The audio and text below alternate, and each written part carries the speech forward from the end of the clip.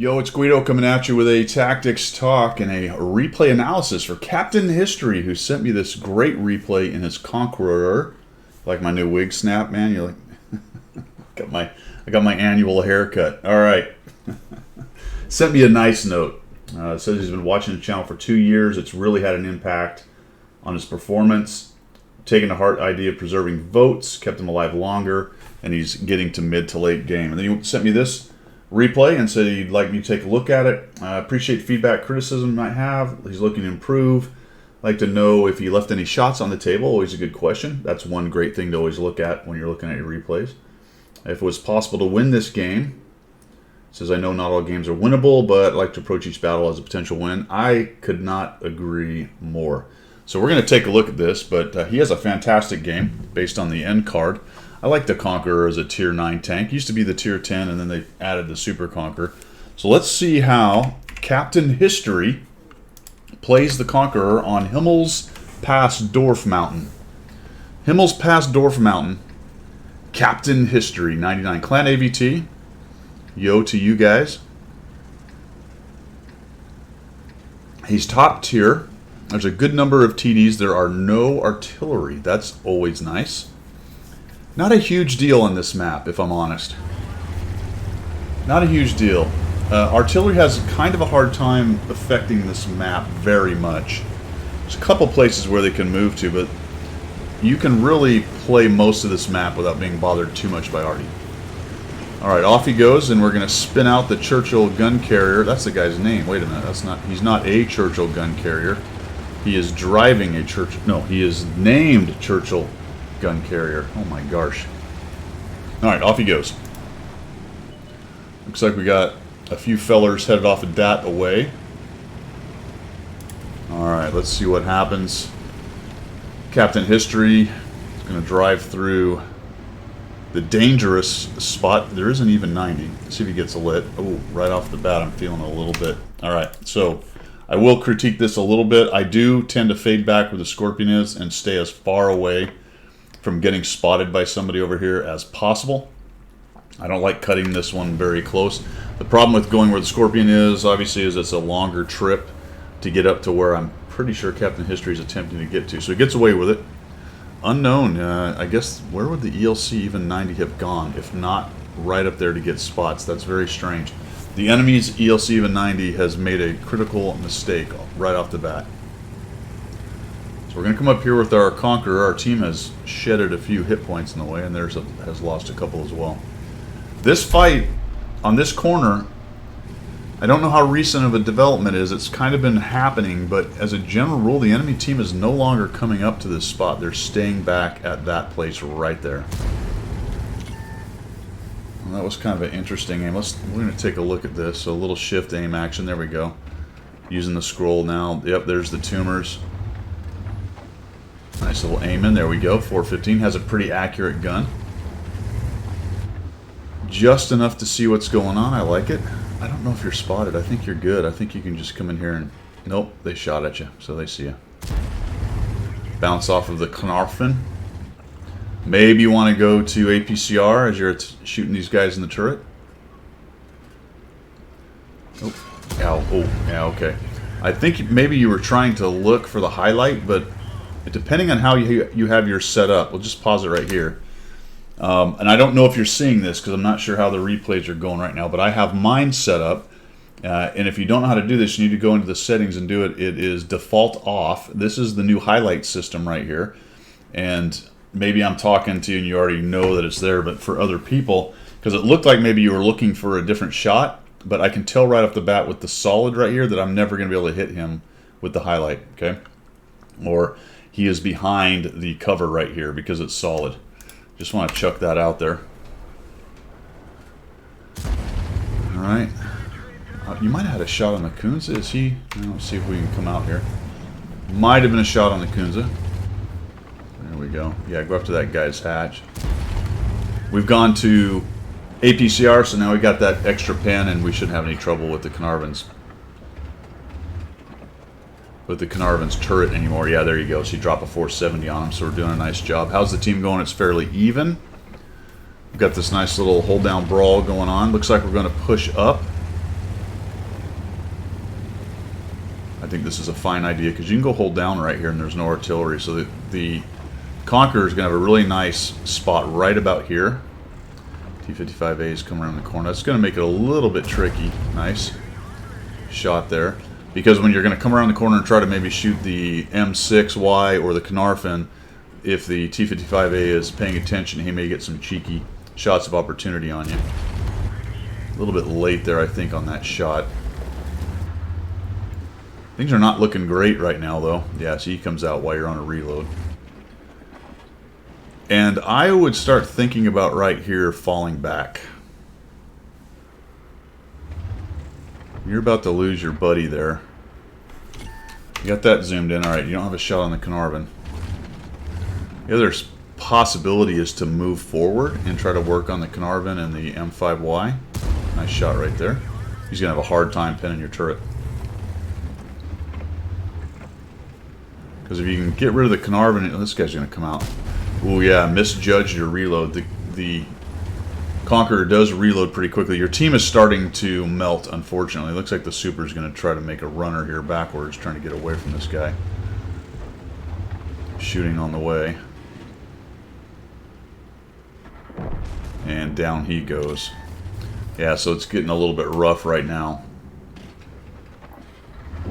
Guys in the middle. The M6Y has run off. Alright, let's just pause here for just a second, kind of take a look at what we got going on. Not going to be easy to turn this one around. I think you were doing about as good as you could do. There was a couple shots in there where I thought you might have been able to pickle those off and see if you could pin them in there. But otherwise, doing a pretty decent job, I thought, staying hold down and getting your shots in that were available right there. But if you look at the way things are set up now, we've got this T-55A who is about a 2 or 3 shot. The Caernarfon, I think, was down to a 1 shot or so from where, yeah, just about a 1, maybe 2. Possibility here just to push into those guys and try to clean them out so that when you do turn around, they're not right on your 6 o'clock immediately. That's the only thing I can come up with right now. Your north is okay with E75. They're not in great shape. Your cap is covered, but you're about to have a lot of company here in the south, plus your cap's going to get pushed. So if we just kind of hang out here, that's not very dynamic. Yes, you might take some shots moving in on these guys, and who knows where the Caernarfon went, so it looks like you're just going to hang out. Unknown if that 55A is going to make a move, and because he is not, it seems to me that he doesn't have a lot of help. The problem is, as time goes on, you're going to end up with the WT, maybe the M6Y, the Brosk, or whatever else might be camping back there, might be starting to push down to the south because they know, if they're counting noses, they know there's not much down here where you are. Yeah, so he's taking another peek. Little bounce off that guy. Yeah, a little bit of movement because he is going to go for your hatch, which he looks like he hit. So if you do a little bit of rocking back and forth or moving the turret a bit, so you kind of got away with one right there. So barring being aggressive and pushing forward and trying to take out the Caernarfon and the T-55A, it might be time to start backing up. Yeah, here comes the WT.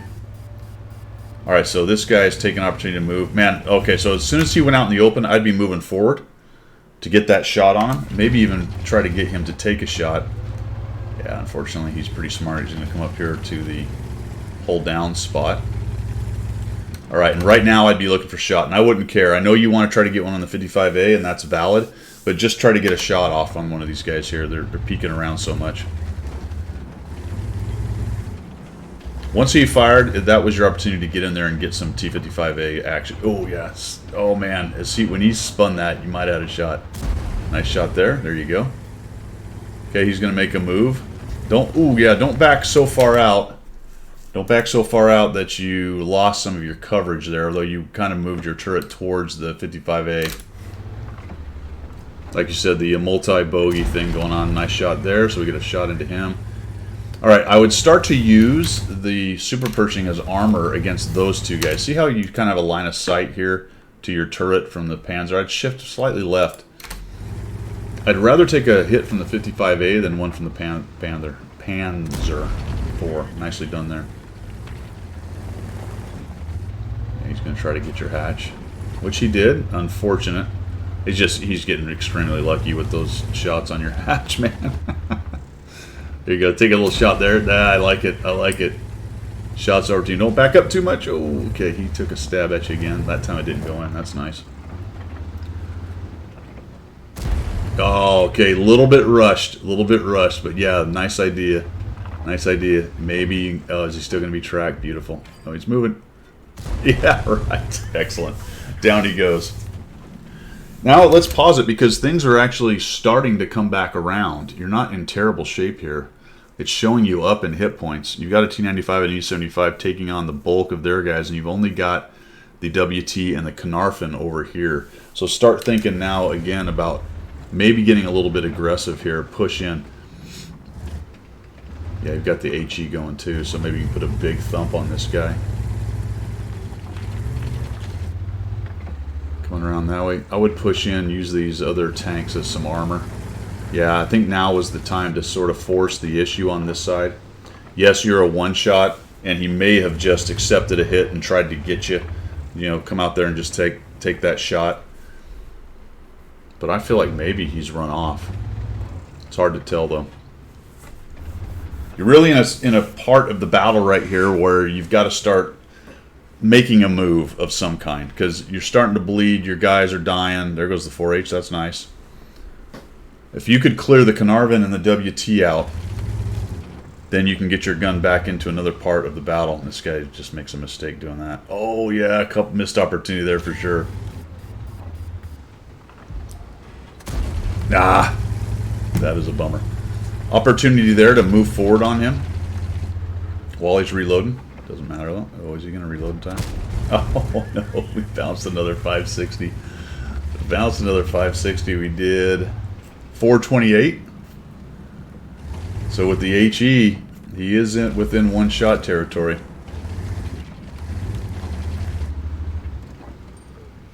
Yeah, I mean, I can see what you're doing. Now I've gone to APCR. I can see what you're doing. You want to be careful. You don't want to let him have that easy shot under your lower hull. You can't. You might be able to now one-shot him. And the Caernarfon is there as well, so that's not ideal. Where is this guy? Oh man, yep. Here's what I will say about that. We don't know if the WT is right next to him, and you didn't quite, you proxy the Caernarfon. You proxy the Caernarfon. WT could be a little bit further back. I might have investigated a little bit more, because right when you got there was about as surprised as the WT will be. If he's there now, he knows that you've come up here, so you're not gonna trick him. Side scraping now is probably your best bet, because your turret's going to have to come out anyway to see this WT. Looks like you want to back. All right, no, okay, we're going to say, oh, there goes the Bros. Bros going to let you know. Oh, the WT's not even there. Big mistake. So he bailed out, or he was back in the trees back there. Very nice. Now spin around and head out of there. One thing you might want to think about when you're doing it like this here is, and you're going to turn and go somewhere else, is to back out to where you go dark and do your turnaround when you're dark, because you just telegraphed it right there. If he was paying attention, he knows that you turned around and headed out.